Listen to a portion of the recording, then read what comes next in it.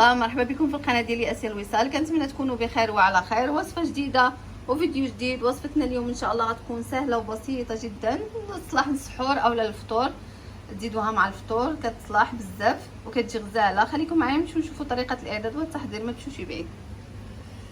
اذا على بركه الله نبداو الوصفه ديالنا. عندي هنا خبز التاكوس، غنضيف عليها معلقه لاصوص بيتزا او اي صوص عندكم بغيتو تعملوها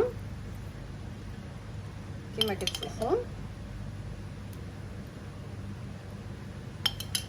وعندي هنا كفته مسهطه عامله لها بسيله والمعدنوس والابزار وشويه د القرفه كما كتشوفوا. ملي كتبقى لكم الحاجه بالفطور يمكن نستعملوها هكذا. وعندي هنا جبن موتزاريلا كنعملوها من فوق منا بهذه الطريقه هذه. دابا غنطويو الساندويتش ديالنا او التاكوس ديالنا بهذه الطريقه كما كتشوفوا، وغنقطعو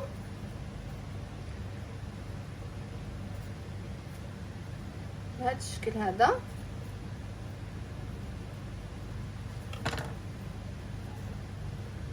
هكذا وغنحطوه في القالب باش نحطوه في الفرن كما كتشوفوا. اذا كما كتشوفوا غنعمل واحده اخرى. ها هما اللي عملنا، قطعتهم ورصيتهم بهذه الطريقه هذه في المول اللي كيتفتح. غنخليها على جنب وغنعمل نفس الطريقه نفس الشيء. ما نعملوش الصوص بزاف باش ما يخرجناش من الجناب، غير هكذا شويه باش كيعطينا المذاق مزيون. عندي هنا شويه د الجداد بقاولي عاوتاني. بغيتو تعملوا اي حاجه عندكم، بغيتو تعملوا الثوم، بغيتو تعملوا البصل مسهط، بغيتو تعملوا الفلفل، كيبقى الاختيار ديالكم. انا عطيتكم غير الطريقه كيفاش كتكون، وغنلويوها بنفس الطريقه اللي قلنا عليها بهذا الشكل كما كتشوفوا. وغنقطعوها عاوتاني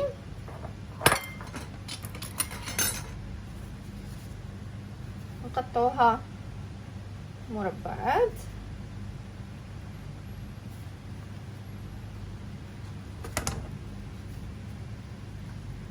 كما كتشوفوا.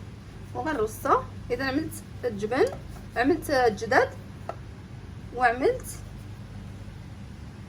الكفته، غنستمر هكذا حتى نكمل المول ديالي كامل ونرجعوا مع بعضنا باش نحطوها في الفرن. خليكم معايا. دابا سالينا كما كتشوفوا، ساليناها كامله. غنحطوا عليها الجبن وندخلوها الفرن. نحط عليها الجبن موتزاريلا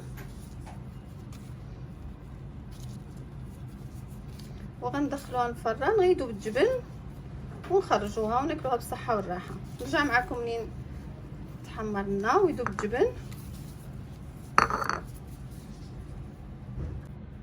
كما كتشوفوا الوصفه ديالنا هي وجدت، كتجي كتحمق ما شاء الله، باقا سخونه. غنزولوا لها المول، غنديموليوها.